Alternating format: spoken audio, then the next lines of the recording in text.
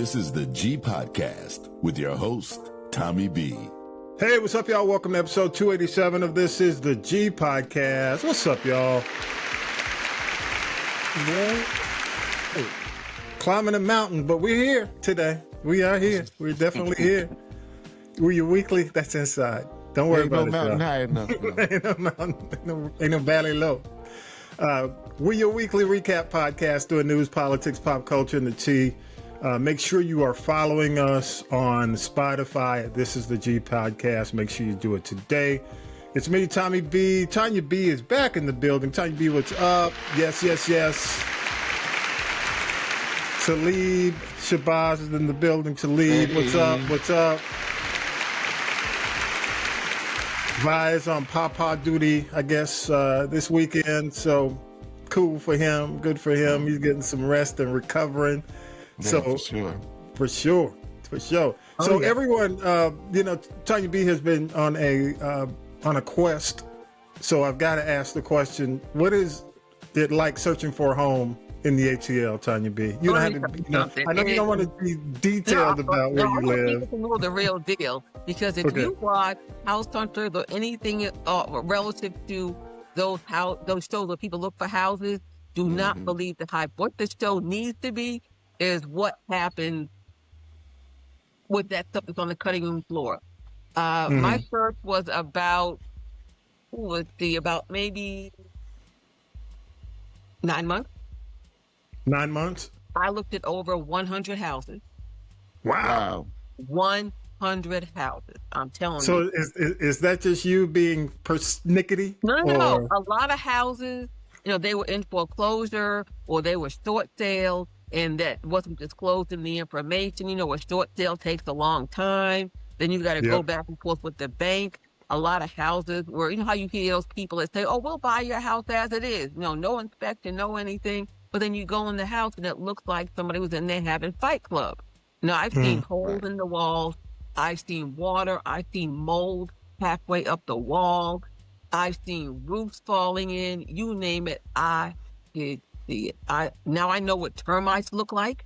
It was a real education, and it is absolutely a process. And although you may want to go under contract with the home, the key is once you get that inspection, that changes everything, because that really tells you what's wrong. One real quick question. I mean, if you look at Atlanta, where did you see the majority of the problems? Is there an area, considering the fact that you were kind of all over certain areas, is there an area of the city that says to you, if you ever have to do it again, I am not going to waste my time? Honestly? Yeah. I would not go over really into the West End. It looks really pretty. In a lot of these parts of the city that they are, gentrifying, parts of the Northwest over there and going up Bankhead Way, they have just put lipstick on a pig. I went into one house. I said, this is everything I want. It's perfect. But then when the inspection report came up, there was a deck on the back of the house that wasn't permitted and properly put on. So I could have walked out there and fallen down 10 feet. The joists in the floor were rotted. The floor was about to fall in. All these things, again, lipstick on a pig. And what a lot of they said, over 30% of Atlanta is all rentals. The rest is investors who the city let come in here, buy up everything. And when they can't sell these houses and get them to pass inspection, then they rent them. A lot of people who are renting homes in Atlanta are sitting on ticking time bombs, and they don't even know it. When you talk about mold, and I said improper or no permits, things that weren't done up to code. Wow. It was a real eye-opener. Well, I'm glad you found, I'm glad you found what you wanted and something that met the standard. And even that was a journey. I'll just say this to you. Anyone who buys a home and they say, oh, everything looks fine. No, I learned about shifting foundations. Please, please, please, in the name of James Brown, invest the money, whether it's $1,000, get the full monty and get a mold inspection. Get that inspection report. It can save you a whole lot of heartache. I would never buy a house as is. And a lot of houses were for sale as is. Just say no. If you do it, you will be sorry. Listen to me now. Believe me later. That inspection report saved me. And I will say this, considering, don't look at the fact that Atlanta is not really on a body of water. There's been a lot of street flooding in certain areas. Yep, every time it rains. These flash floods, and a lot of these houses, depending on the area, have been in fact impacted by street flooding. So don't think about the fact that, well, you know, there are no hurricanes, there's no, you know, it's not on a body of water, it's all land. Nah, the rains, the flash flood. Don't buy a house. That's flooding. You have to pay and get permission to cut down a tree, even if it's a danger to your house and it's rotten and dead. And then you get these big trees, those big, beautiful southern trees. Yeah, they have long roots, and their roots can mess up your water lines and your plumbing. Yeah, especially if you have a septic tank. Oh my God, that's a nightmare. Never do that. I would never do. Never do it. No, agree. So now appreciate that. We got to do a whole show on this. And do the show from the new spot. Well, cool. Very good. Can't wait. Can't wait. Let's go ahead and do news. We'll come back on the other side. All right, y'all. News team, assemble! It's time for the Week in News with Syracuse Mike. It was a big day Monday as Israel and Hamas took major steps toward peace under President Trump's U.S.-brokered Gaza plan.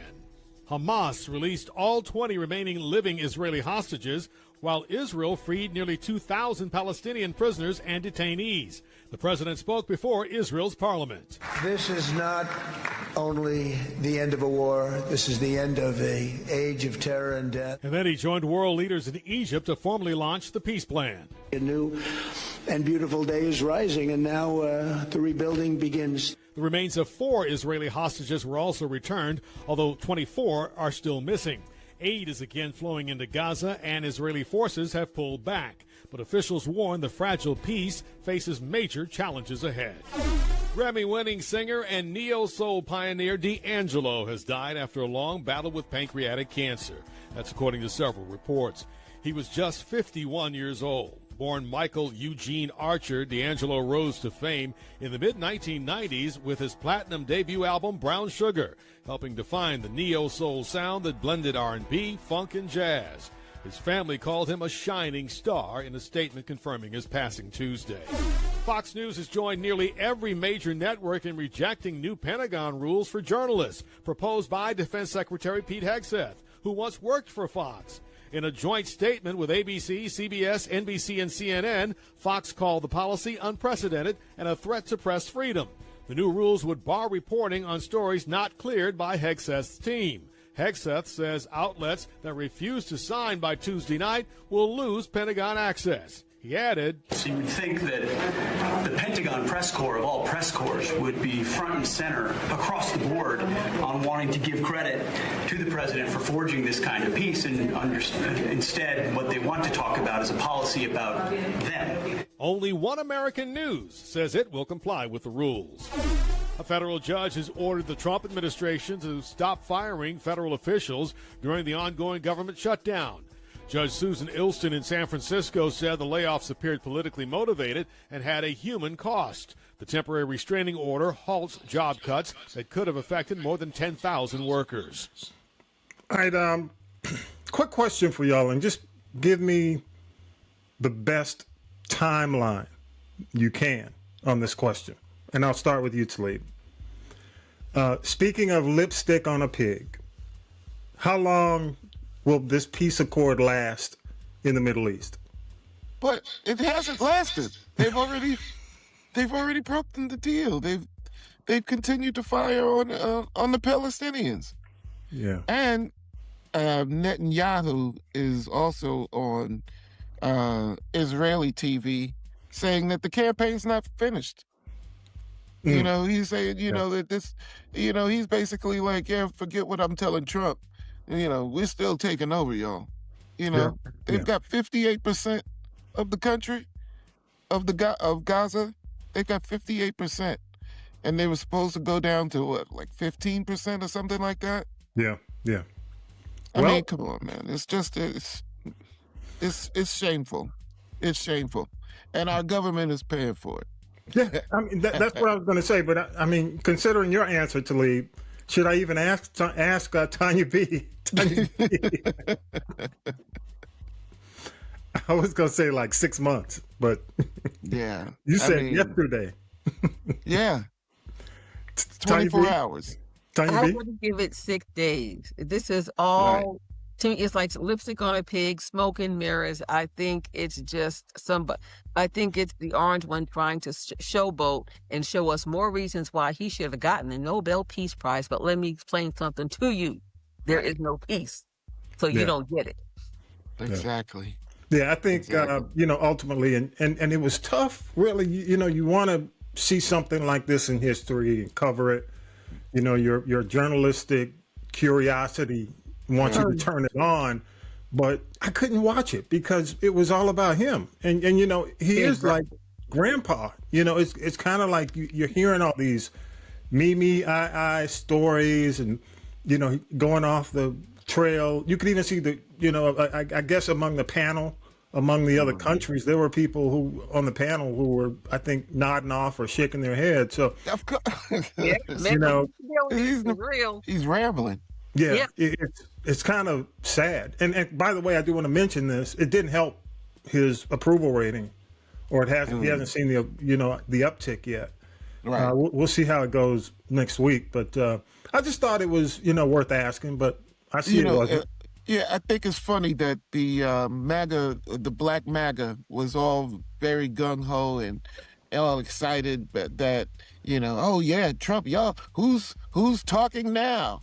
Yeah. Trump got the peace deal done, and I'm like, yeah, but they haven't honored the peace deal. And what's more is they're shitting all over the fact that America's still paying for it.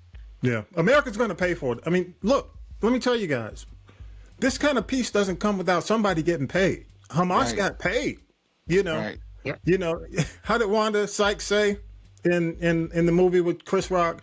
I'm not the maid, I'm the paid. So they walking away right now, the paid. They get paid. I mean, part of this is about money. So a big part of this is about money. So yeah, some money got dumped into Hamas, and they probably said, okay, we'll give it a shot, and we'll see how it goes. Right. I thought, one of the big things, and Tonya B, you'll get into the tea, D'Angelo dying at age 51. It's a shocker. I think for people who were close to him, they already knew it was a ongoing battle. Yeah. I'll start with you, Tonya B. How did you react hearing about it, for the first time? You read it and you say, this doesn't say what it said. Yeah. And it kind of came out of nowhere. Then I started thinking back to all these gigs he would book and at the last minute cancel. And I think that was to throw people off. Case in point, the Roots Picnic in Philadelphia. They was like, the return of D'Angelo, he's going to turn it out. Come on, Philly, everybody, come on down. And Maxwell steps in. Yeah. Right. Then you got to think about, okay, when Angie passed away, I'm sure they were on, according to what, was out there, she and D'Angelo were on cool terms. He was not at her service. So all these things where you think he would be and all these gigs he had booked ended up being no-shows. But when you think about that, you think, well, maybe he's just being, real eccentric. Something's come up. Maybe, he wasn't pleased with his appearance when he picked up all the weight. People were talking about it. Because if you think about it, even as far back, so let's say 5 years ago, there was all this hype about the return of D'Angelo. They did get him up there once to do SNL, and that was supposed to be the kickoff to this big return of D'Angelo, but he never came outside. Mm-hmm. And I just remember the first time I ever saw him, and maybe I'm a little biased because my sister worked for Virgin Records in the label he was signed to.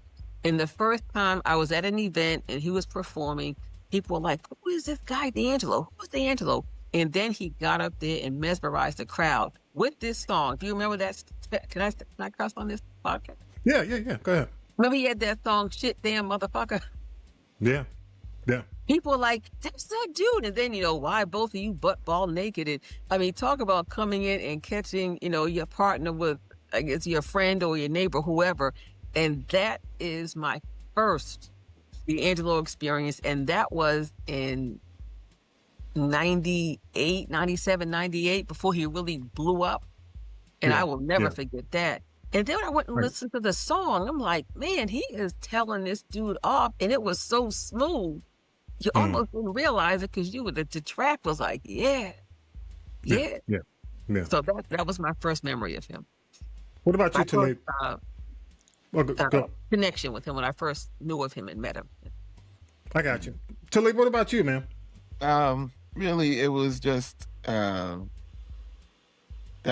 song, that Brown Sugar came out, man, and it was, it was that soulful groove with hip hop flavor from a young cat who you could relate to, and you were pretty much right there where he is. You know what I mean? Like, 51, 4 years younger than me, that's baby brother right there.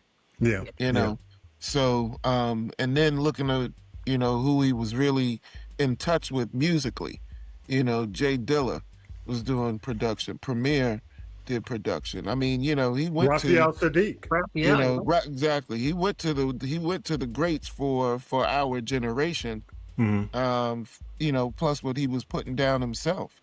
And then, that video that was almost like, I'm not watching this video at all. You know what I mean? Like, protecting my manhood. I'm not going to watch Untitled. Like, I was like, okay, and I'll give it to the ladies. You know what I mean? Like, that's your thing. Like, I'll hang out at the party after the male strippers come. You know what I mean? Like, but it's a lot I like easier watching at that point. I like watching because people are posting the Aaliyah reaction because Aaliyah was a fan after he did that song. So they have Aaliyah reaction video to her to that video. Yeah. That was just one of those things those periods and times where it was like, and then being part of the Soulquarians, Badu and, the whole De La and all those cats, you know what I mean? It's just, once again, we've lost a part of our musicology, our personal musicologies. You know what I mean? I agree. I know it's not a real thing, but we were in touch with these people through their music because this was our generation. Yeah. And it's hurting to see our generation going. Yeah, so true. Hey, I gotta say, because I'm right. I mean, 90s is my wheelhouse when it comes down to doing music and being in the business. Right, business wise, right. And I remember when Badu came out, but I also remember, if y'all remember, Kadar. Nassenberg. Who was big coming in talking about I got this thing coming called Neo Soul. And for me, because the 90s was so big, I was a big fan of the Tonys. Right. I was a big fan of Jodeci. It was that natural progression for talent to where you could go into, there was a place in Fort Worth, Texas called Caravan of Dreams, intimate, like a jazz club. And these kind of guys are like Eric Benet, Kadar, D'Angelo would come in and do these intimate shows where they could, and Eric Benet is known for taking his shoes off during the concert and just walking around barefooted. Blew you away, man. Yeah, when they come in, he would come in and just get on the organ, get on the piano. But I have to say, to get a realistic account, and I'll come back to you, Talib, in a minute, of who he was, it reminds me, I don't know if y'all watched the show Atlanta, that there's an episode where, what's his name, the star of Atlanta, Childish Gambino. Glover. Glover is, he's in this business where they're going after talent. So he's been given the mission to go sign D'Angelo. So all these people are showing him, it's like a map to find D'Angelo. So he goes, it's like a gas station bathroom that leads to this waiting room to where he's waiting, and it's a real thing. If you check out the episode, D'Angelo, that does sound familiar. He goes in, he has to wait, he has to sleep on a mat in this room, and eventually this kind of large guy. He seeks, he finds him, and it's not D'Angelo. But Right. it's just that whole secretive Prince kind of vibe that he had, man. So, Tonya B, you're talking about the fact that he didn't show, well, he wasn't maliciously not showing up. No, I think But he had I that. think that was more of a cover so people would not know, of Absolutely. the illness. Or maybe he thought But, maybe but, it people didn't, but it didn't. For a lot of people who kind of grew up in that culture, they were like, oh, okay, the hermit. Right. the recluse. Yes. The recluse. Yeah. But he'll be missed, man. That era, I mean, I still miss, I love, and I still use the phrase, even when we do Velvet Frequency Radio, Neo Soul. I'm not one of those who dismiss that era. I think it still exists. It's just, it's just too much work for some of these artists. They just can't keep up. Well, once they again, dismiss it's it. like, I think a lot of what it comes down to is the musicality of the people who are creating music at this point in time. Yeah. A lot of people may recognize good music and want to recreate good music, but don't necessarily have the talent for keyboards and arranging and bringing in strings and all this stuff. So, we like, if you look at what was happening when D'Angelo came out, I mean, we were really just coming out of that acid jazz movement. You know what I mean? Well, you had mentioned Brand New Heavies. Exactly. And, all the acid, all the cats out of the UK, D-Influence, Bluey Soul and to all Soul. of them. Exactly. So, it's like you can see it starting to morph, but we still don't really have the bands that can support it. So, you know what I mean? It's like having D'Angelo come back, and he was on that fine line because he was giving us the grooves he had, but he was still street with it. You know what I mean? Yeah. And it was that everybody could relate at that point. And then, the fact that he had slow songs, was just like, oh my gosh. And the slow songs he had were making everybody slow jam tapes at that point. You know what I mean? How does it feel? I mean, right. There's so many people were born because of How Do You Feel? You know what I mean? Yeah. But I gotta say, and of course, rest in power to D'Angelo, but I really have to give kudos to Tonya B with the Birdwire. She drops in a lot of artists who kind of keep that sound alive. Right. And I give you your props, Tonya B, because on the mainstream side of radio, you don't hear you don't a lot of these artists anymore. And you won't. They won't. I mean, but I do. Yeah. And I've always said, I know a lot of people criticize, music or film or, creativity coming from across the pond, but it's there. And it's there strong. I mean, they believe in that soul music and they continue to push to keep it alive.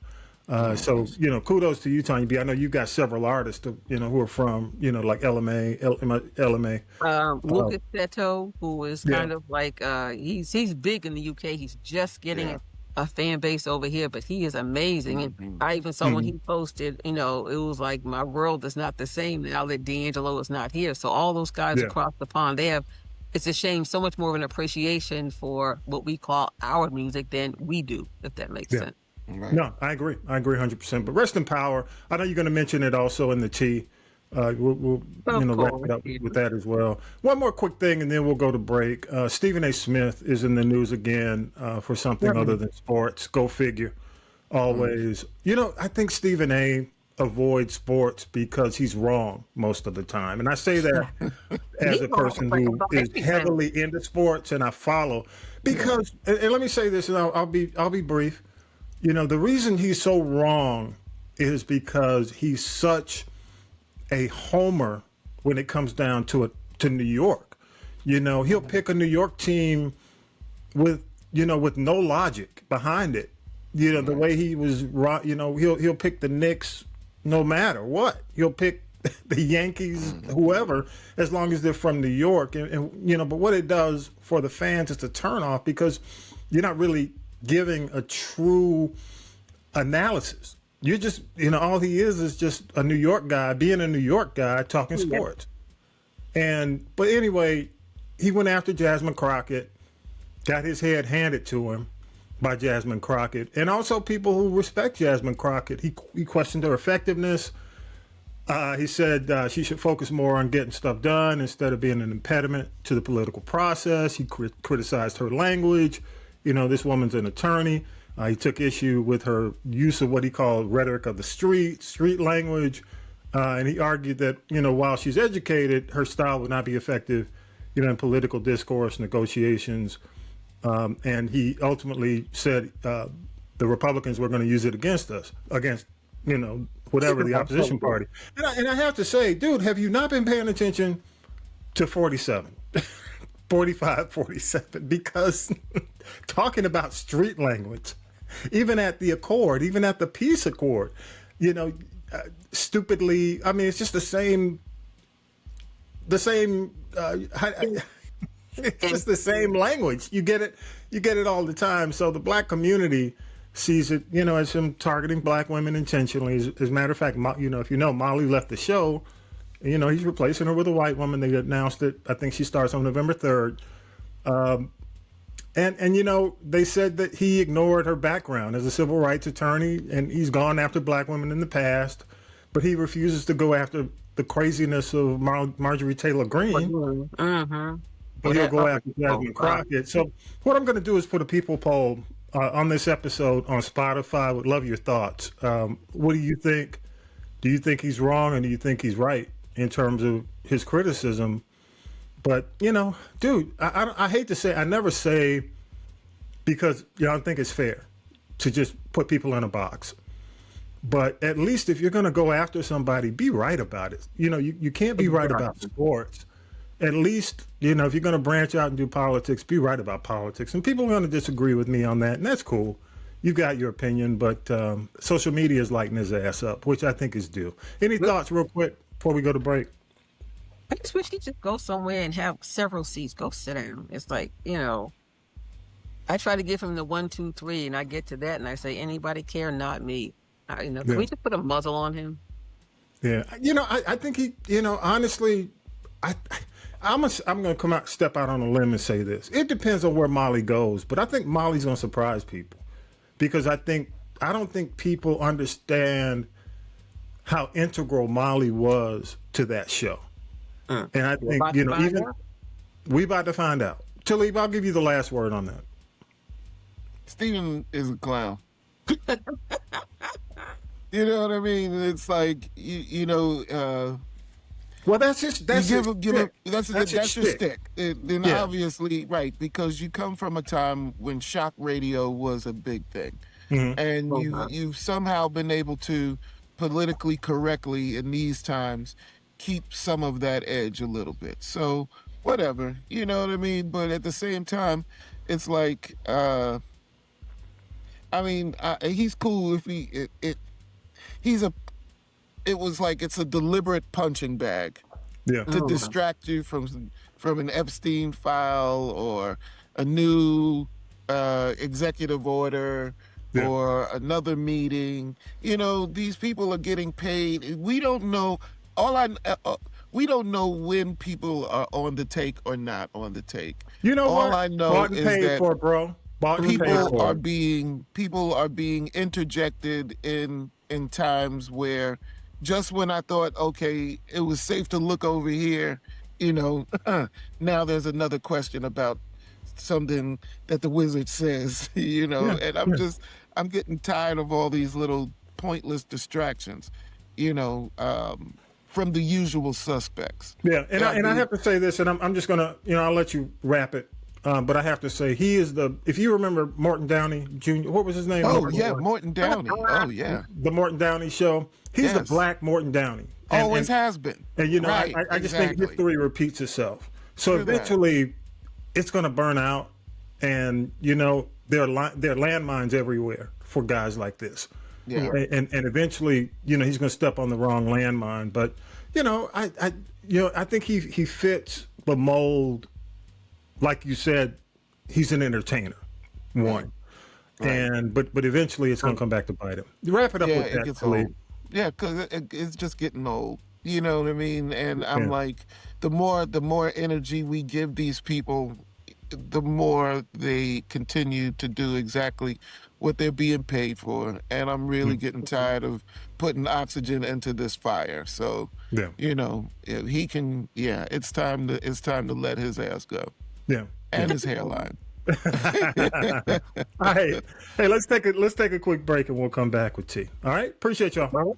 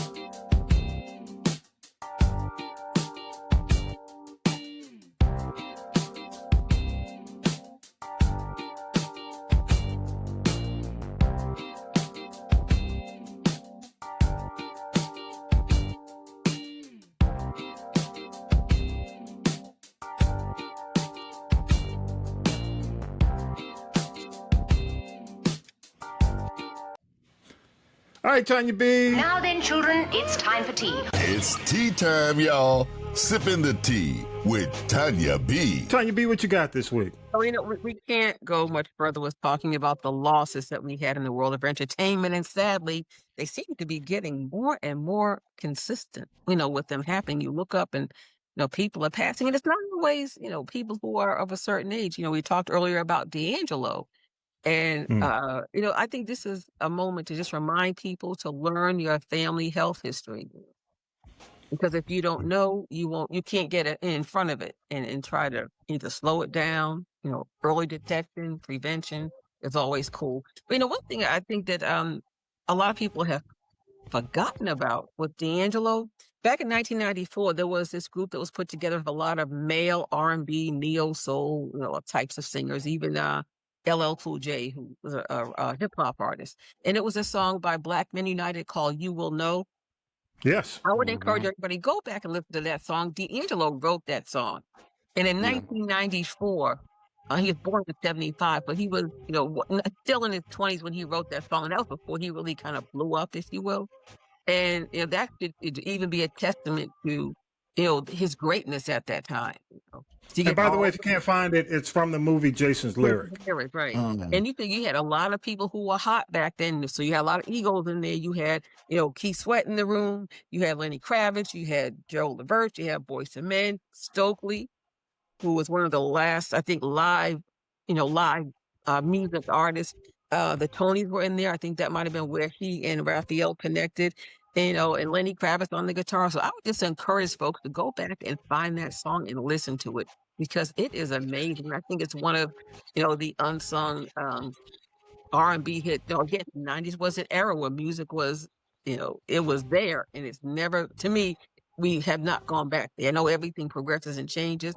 But if I could go back, into R&B, take me back to like 85 to 99 and I'm good. Yes. Yeah, it was good. Yeah. Oh man, it was good. Yeah. So if you don't watch Jason's Lyrics, just check out that song. I think it is on Apple Music, by the way. Yeah, yeah. And then we talked about Diane Keaton. And sometimes when you looked at her, she was very quirky. And looked at the way that she dressed. And this woman would wear turtlenecks and gloves. And she was known for her hats in the middle of the summer. But it's still interesting because the last time I saw her on Jimmy Kimmel, I thought, is she hiding something? Some women, want to hide their age. But except for maybe a few movies she was in, even Annie Hall, she had the hats. And one thing that was revealed about her is that she had a thing for dating her co-stars. She was in a Woody Allen movie. She dated Woody Allen. She was in a movie with Warren Beatty, but everybody dated Warren Beatty. Everybody. Outright. Everybody dated. Madonna. Godfather with Al Pacino. And Al Pacino said the one thing he regretted was that he did not marry her. Because she never married. She adopted children, but she never married. But I mean, you think just the body of her work, she went from The Godfather to First Wives Club. And one of my favorite movies is Mad Money with Diane Keaton and Queen Latifah and Katie Holmes. That's a very interesting mix of people. I love that. And it was like she was the OG and she showed them how to rob their own place of work and all that money, and they tried to catch her and they couldn't catch her. So to see somebody who at that point might have been about 69, 70 years old, she climbed a fence, threw a stake at a dog and took the money and ran, just like the saying says, take the money and run. So I definitely think that she'll be missed. It doesn't matter, what ethnic group you come from. There's somewhere in your lifetime that Diane Keaton showed up. And let me say, I love The Godfather, that whole series. Okay, when he closed the door, and she plays Kay, his wife, the second wife in The Godfather. Yeah, and what she told him, and I'm not going to give it away because some of you may not have seen it, and I don't want to spoil it for you. But what she told Michael Corleone in that scene they did together. I'm not gonna say what she told him. Oh, I know that. And he knocked the heck out of her. It was like, you go, what? What did you do?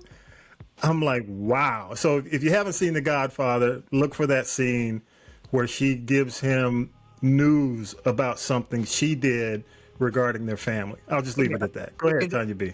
But the classic scene at the end where he closes the door in her face. Yeah. Ooh. Yeah. Cold-blooded, just cold-blooded.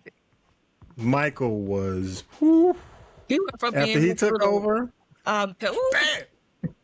another person. He became another person. Absolutely. Yeah. What else you got? So rest in peace to Diane Keaton. Also I want to say, if you're into music in any form and you were born, let's say, you could be a baby boomer, or the generation after that. But I think just because of the visual, everybody knew the rock band Kiss, because of the makeup. And you think about how long did it take them to get that done night after night after night. And that was a big thing back then because stage makeup is not like it is today. And you notice that makeup never ran, no matter how much they perspired, everything stayed in place. I often wondered, do they have to get facials, to deal with that? Because that's a lot on anybody's skin, for 50 years, night after night. So Ace Frehley, who was, they say, he one of the guitar gods of rock, passed away. I understand he was in his home. He fell down, had a brain bleed, was in ICU for quite a while, and then he transitioned. And really, if you think about it, and these guys are still out there in their 70s, still wearing all the makeup. Wow. I'm sure they were wearing wigs and whatnot, but just, again, wearing that makeup. They don't wear the makeup. Yeah. and after that album, they had like walking on bricks with the, and they never seemed to waver.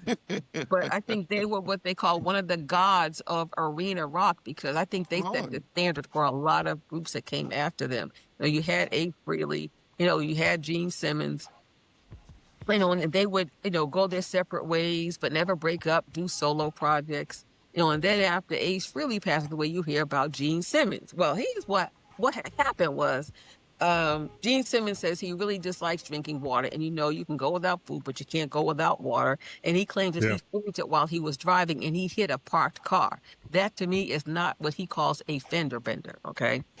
He's downplaying it, saying that he's at home, he's resting, is fine. But then you have his wife saying, I'm not getting in the car with you ever again. If you drive. I would never drive with that dude again unless he's in an Uber. In the back seat. Yeah.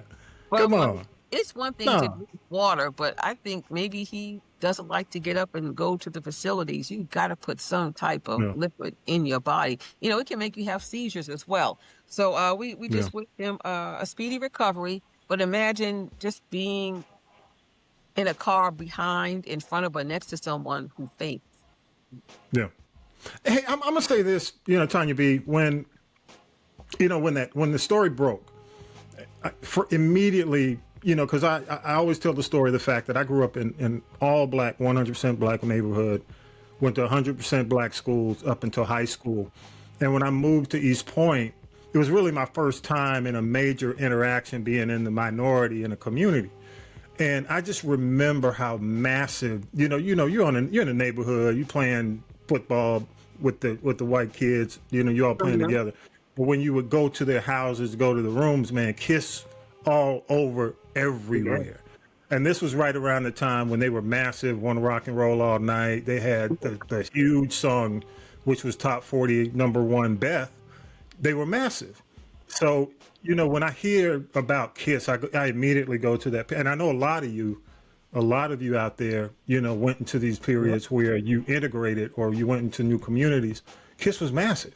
They were really massive. They were almost like cartoon characters to a lot of people. And I remember that even when you'll remember the song they did, the first song they did without the makeup. Even when you saw them in real life, you could still see the makeup. You could feel like the mask became, you knew them. Yeah, that was who? You knew, you could tell Gene Simmons. You could tell, what was his name? Paul Stanley. Paul Stanley. You could see them all. You could see them all without the makeup. You could still see them. So rest in power to Ace. Really, that's one of those Halloween costumes that people will always. That's one of those go-to Halloween costumes. As long as you can get the makeup. But what's interesting about this whole Kiss thing is that they were actually planning a 50th reunion concert in Las Vegas. It's supposed to take place next month, and based on Gene Simmons is a man of a certain age, so saying that I'm perfectly fine is just like D'Angelo not showing up for a gig, not saying that it's apples and oranges, but I think he might need to rest for a second, and I can't think of who could replace Ace Frehley. Yeah, in that band. It's interesting. Yeah, that's a good point. Yeah, a lot of these guys have. I mean, it's funny because even like I said, that period of time you had Van Halen. So you had David Lee Roth leave and Hagar.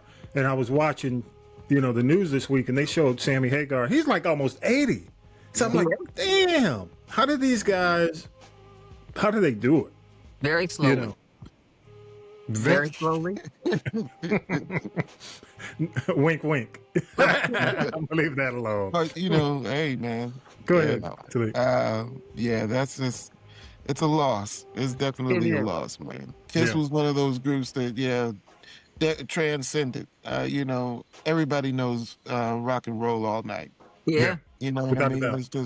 It's just one of those anthem records, that Even Beth, because Beth became like the power ballad. Yeah, exactly. Everybody had to do it. Yeah, Beth, I think was Power Ballad started after that song, or you still had Beth. You look at Guns N' Roses did Sweet November, not Sweet November, but November Rain. Yeah. Okay. So it was almost like if you had Bon Jovi doing Dead or Alive. Everybody had to do a power ballad. And Kiss went to #1 with that. Yeah. Kiss went to #1 with that. You got anything else on the Tonya B? Got anything? Every week I have a dumb donkey. Yeah. And this week's dumb donkey is, God bless, Darius McCrary, who we knew as Eddie Winslow from Family Matters. He can't stay out of trouble. He can't stay out of jail. And the thing is, he keeps getting arrested for the same thing. He was at the U.S.-Mexican border. I guess he was trying to run for the border. But he got arrested again, and it's always for not. He keeps making all these babies with all of these women, and he's not paying for them, and he can't afford them. I don't know what is, I mean, look, he was married to Eddie. It's just crazy. And we talked about it a little bit, when you were out, Tonya B. And I just... he's just one of those guys who will eventually do something that's going to put him in harm's way. Yeah. And we've got several of we have several of those entertainers we can name. What's my boy from That's So Raven? Orlando Brown. Yeah, it's kind of like, they're the ones. Ray J is pivoting. Kind of teetering. If he keeps messing and calling out the Kardashians, dude, don't you see what happens? Now they are suing him. They're suing him now for defamation. I figured that was coming because eventually the Kardashians the coven, they come after you. He can't fight ridiculous. them. They're too. He's not even There's in their something league. going on. If you're a brother and you weren't messing with the Kardashians, eventually, when you come out of step with them, You something go happens. crazy, you end up broke or on drugs. Name one. Something goes down. So good luck, Ray J. I'm You'd sure have his mother is probably pulling her hair out. you'd have messed up. Yeah, you're right. Messed All up right. and shouldn't get money. By the way, I'd be remiss without mentioning the Monica Brandy tour right now. That is just killing. It is killing.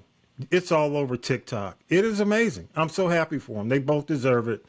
Excellent catalogs, and I'm glad a lot of people are revisiting their music. Yeah, and, they have deserve grown. it. They Yes, think they about have. it, they were very young when they got into business. 13 Yep. and 14. And now they are grown women. They're mothers, and they were saying all of that. Tension that people thought was there was just created by other people. And and know what it is. They get it. They get it. They're cool, but like Aerosmith and Bon Jovi and some of the other bands. You know what? Let's go get this bag. We can be cool. We don't have to be best friends and hang out. Let's go get the bag. And I think they deserve it. Well deserved. Well deserved. Killer catalogs. Yep. Hey, y'all, let's go ahead. It's time to wrap it up. This is the G Podcast. All right, Talib, I'm going to come to you for final shout-outs. What you got, man? I got nothing this week. There's because there's a whole lot of nonsense going on, and I was dealing with a whole bunch of nonsense on the school side this week. So shout out to all my graduates, though. Shout out to all my October graduates of the Lincoln Tech East Point Electrical Department. Kudos to you. Yes, man. I can't wait to see y'all do big things. Yeah, good stuff. Tonya B, what you got? I gotta say shout out to my amazing real estate agent, Marco Bull Keller Williams.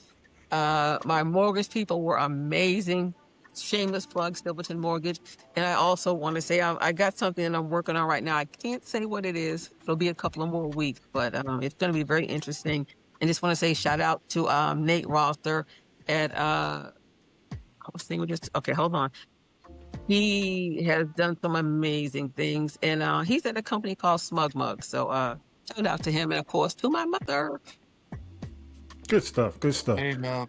Hey, and by the way, your realtor needs to be looking for landmines in old war-torn areas, because definitely he knew where not to put you. So good for you. But he listened, and he's like, "Don't even come in this house. We're not going there. Don't even come in there." So gotta know where the landmines are. Shout out to him. Yeah. I gotta just shout out the Falcons fans. I'm gonna shout them out because when I'm hard on them, I go off. So when they do well, I need to give them praise. Well fought battle against Buffalo Monday Night Football for all the world to see. 24-14. Congrats on my Buffalo folks. See, okay. And one of the most complete games I've seen them play in a while. Now let me say that and see what happens this week, because they got San Francisco, which that has not been a great history for us, but we'll see. So when I trash them when they play bad, I need to praise them. So when they have good games. So there you go. Okay. So yeah. Falcons fans, and good luck to you as this episode drops right before the Sunday night. I think a Sunday night game that they play against San Francisco. We'll see how they do. Yeah. Hey, we love your thoughts. Scan the QR code on our logo, social media. Our links are there. Go to castropolis.net. Everything's there. Make sure you hit us up on the People Poll. You can leave a voice message. And don't forget, on Spotify this week, I'm asking the question about Stephen A. Smith on this episode. So go there and give me, your opinion, yes or no on the question. Also, don't forget, check out Velvet Frequency Radio, Birdwire, 4 p.m. on Sunday. And we air this episode, or the current episode of This is the G Podcast, at 6 p.m. So 4 p.m., 2-hour Birdwire, 6 p.m., This is the G Podcast, y'all. And don't forget, if you're checking us out live right now, go on Saturday nights, 10 p.m. 2A, Club Velvet Frequency. And all you have to do is get the Live 365 app. We are there. Just search Velvet Frequency. Have y'all been able to find it pretty easily? Mm-hmm. It's on my That phone. was- So, yeah. Yeah, exactly. I got it saved as a favorite now. Yeah. Yeah, hey, good. Appreciate that. We're still doing stuff. All right, y'all. We appreciate you. Thank you so much for supporting the podcast. And I just do have to say, don't forget, we'll be in Troy November 1st, which is, my alma mater formerly Troy State University. We'll be there for homecoming. So Velvet Frequency Radio, Castropolis.net is a sponsor of the big scholarship banquet. That Saturday night, November 1st. Oh, that's So nice. we'll be at the big alumni tent Saturday, and then we'll be at the ball that night. So, all right, country time. We're gonna be wearing a cowboy hat, and we're gonna be trail riding, y'all. You know what I'm saying? Hee haw. There you go. All right, y'all. With that, don't laugh to leave. You know I got it in me. All right, y'all. With that, episode 287's in the can. Peace and power to the people. Y'all have a great week. Sorry, flower. You've been listening to This is the G Podcast. And This is the G Podcast is a production of the Castropolis Podcast Network. Thanks for listening.